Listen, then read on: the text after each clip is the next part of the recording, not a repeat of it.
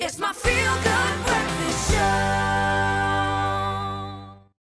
I love that. You know, just take it in, acknowledge it. It's cool. Yes, the medical man of mystery, Dr. Darren Green is here. Right. That number is 083913378. But it's okay, I've got 5 years' experience in saying that number. But yes, of course, we're talking all about allergies today because a recently released medical study has found that parents are causing malnutrition in their children as they cut out major food groups that fight allergies. And despite the fact that 40% of the people who claim to have a food allergy, only 5% of them actually do. Now, that being said, we are talking allergic reactions today. And it is, of course, a major hassle to those who suffer from them. And with us in studio, as I said, our medical man of mystery, our multimedia health specialist, Dr. Darren Green. Good morning, sir. Welcome back, sir. How are you? Good morning. Great, thank you. You had a good week since last week we saw you. Fantastic. Excellent. So let's talk about these things, allergic reactions. I remember there was a stage in my life where I was allergic to guavas. And I stopped because it just gave me like an irritated throat. Yes, but what are some of the more common allergies that one gets out there? Yeah, I think the big ones are things like house dust mite, right at the top of the list. Yeah.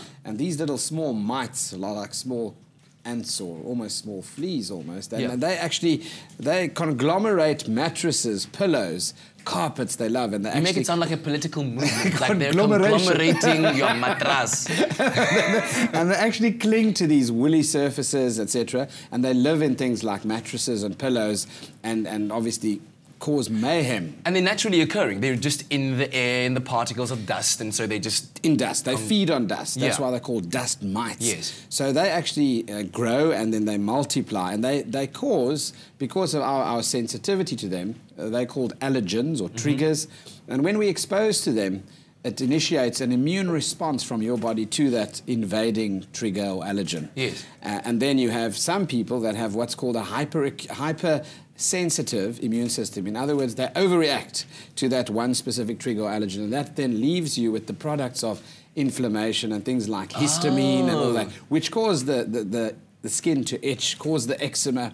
So it's an overproduction of that specific counter product that your body correct, as part of the inflammation and response to the allergen. So it's just an over-eager immune system that leads to, you know, the presentation of the allergies. An allergic reaction, however, is something, or anaphylaxis is something completely different. That's when you have a significant response, like a life-threatening response to a simple, you know, trigger like dust mite or even a bee sting. Yes. Or even types of foods like nut allergies, for example, where your airway becomes constricted and you struggle to breathe and you have significant changes in your cardiovascular system, your blood pressure, your pulse rate, and that kind of thing. That's life-threatening. And that's anaphylaxis. Okay, yes. Wow, lovely stuff. Learning as we go along. Our first call on the line is Angela from Cape Town. A very good morning to you. And what is your question to the good doctor? Hello. Hello, Angela. Can you hear us? Yes. Good morning. I hope you're doing well. Yes, we can hear you perfectly. What's your question to the doctor? Hi. Good morning.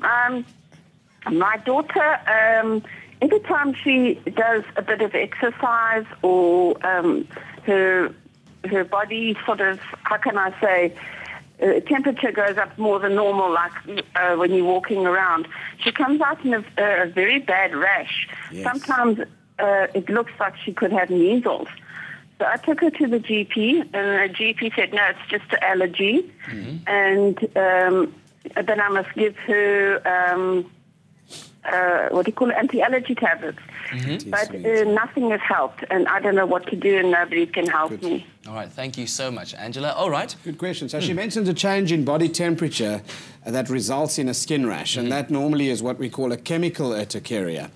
In other words, if you exposed, and some people have this, where they're actually busy jogging and out in the rain and ice-cold rain droplets fall on your skin, they actually have an immune response to the temperature of those cold droplets hitting the skin. Okay. And then they have an excessive amount of histamine and inflammation in the skin, where they then present with what we call wheal and flare or hives. These are the raised red patches that then occur on the skin. That she described as yes, like initially just small patches, but they can actually become quite abundant and then merge together and form big, you know, big confluent patches.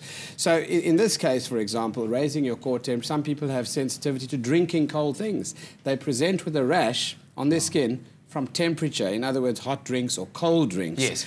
And that's a very specific, highly specialized field, and she would definitely need to consult what's called an allergologist, a specialist, My goodness. a specialist in allergy medicine.